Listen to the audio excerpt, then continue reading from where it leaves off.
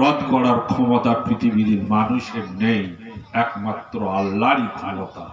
তাই তো তিনি বলেছেন যে মানুষ তুমি দুনিয়ায় যাবে যাও, তুমি ইচ্ছা মতো চলবে তা হবে না, আমি যেটা চাবো সেটা হবে। বলুন সুবহানাল্লাহ। ইয়ামহুল্লাহু মা ইয়াশাউ ওয়া ইউসবিতু ওয়া ইনদাহু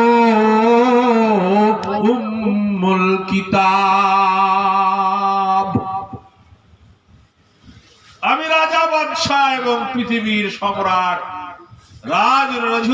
রাজধিপতি, রাজস্বের যারা মালিকানা সেজেছ, তোমাদের সুখের বাসরে অশান্তির আগুনের লেলিহান শিখা জ্বালিয়ে দেওয়ার একমাত্র আমি খোদা তোমার সুখকে তোমার দুঃখে পরিণত করে দেবো। বলুন সুবহানাল্লাহ।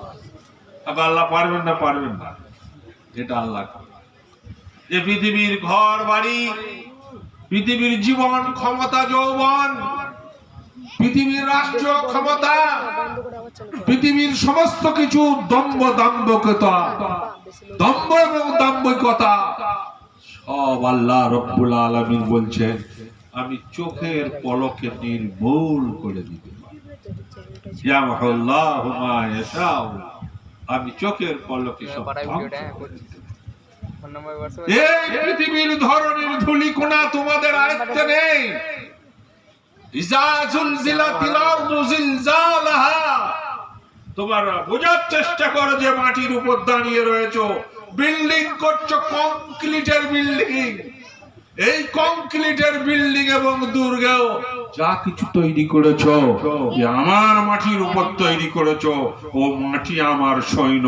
আমি যখন বলবো ওই মাটি তোমাকে ফাঁক হয়ে গুঁজের মতো সব মাটির তলায় তোমাকে সব নিঃশেষ করে দেবে, ঢুকিয়ে দেবে। বলুন সুবহানাল্লাহ। এ মাটি আমার, রাজত্ব তোমার না। কিসের রাজত্ব? তিলকাল আইয়ামু নুদাবিলুহা, এ রাষ্ট্রীয় ক্ষমতা আমার। তুমি গর্ব করবে আমি পৃথিবীর সুপার পর, আমি পৃথিবীর বহু কিছু, আমি পৃথিবীর আইকন, আমি পৃথিবীর স্টার, আমি পৃথিবীর সুপার পাওয়ার দেশের মালিক। আল্লাহ রাব্বুল আলামিন বলছেন তুমি রাত্রে সুপার পাওয়ারের মালিক হবে, তারপরের দিন তোমাকে আমি এই একবারে ফুটো বাসন হাতে দিয়ে তোমাকে জেলখানার আসামি করে দিতে পারি। বলুন সুবহানাল্লাহ। আল্লাহ পারেন না? সেই আল্লাহ রাব্বুল আলামিন বলছেন, তার নবী বলেছেন। যেহেতু আজকের এই কমিটি আপনারা মুহররমুল হারামকে সামনে রেখে, আমার মায়েরা, বোনেরা, ভাইরা যারা এখানে জমায়েত হয়েছেন এই কমিটির ছেলে, কিছু শুনুন এবং ভাববার চেষ্টা করুন, কেন কেন কারবালা আমাদের কি শিক্ষা দিয়ে গেল। মুহররমুল হারামের জন্য আল্লাহ রাসূল হাদিস পাকে আছে, উম্মুল ফজল, ইনি মা হচ্ছেন হযরত আব্দুল্লাহ ইবনে আব্বাস রাদিয়াল্লাহু তাআলা আনহু। হযরত আব্দুল্লাহ ইবনে আব্বাসের মা উম্মুল ফজল একদিন বলছেন, ইয়া হাবিবাল্লাহ, ইয়া নবী আল্লাহ, ওগো আল্লাহর রাসূল, ওগো আল্লাহর নবী, আমি একটা খুব আশ্চর্য স্বপ্ন দেখলাম, ভয়ঙ্কর স্বপ্ন, আমি বিচলিত। বললে উম্মুল ফজলকে আল্লাহ রাসূল বললেন, কি দেখেছো বলো? বলে, ইয়া হাবিবাল্লাহ, আমি দেখলাম আপনার দেহের একটা মাংস টুকরো আমার কোলে এসে খসে পড়ে গেল। আল্লাহ রাসূল সাল্লাল্লাহু আলাইহি ওয়াসাল্লাম বললেন, সাদ্দাকতি, ঠিক কথা।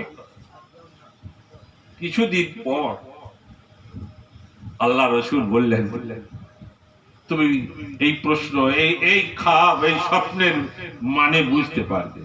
কিছুদিন পর আল্লাহ রাসূল সাল্লাল্লাহু আলাইহি ওয়াসাল্লাম বললেন, একদিন দেখছেন হযরত মা ফাতেমার ঘরে ইমাম হোসেন রাদিয়াল্লাহু তাআলা আনহুর জন্মগ্রহণ দামাল হয়েছে। উম্মে ফজল বলেন হযরত আব্বাস রাদিয়াল্লাহু তাআলা আনহুর মা আল্লাহ রাসূল সাল্লাল্লাহু আলাইহি ওয়াসাল্লাম বললেন উম্মে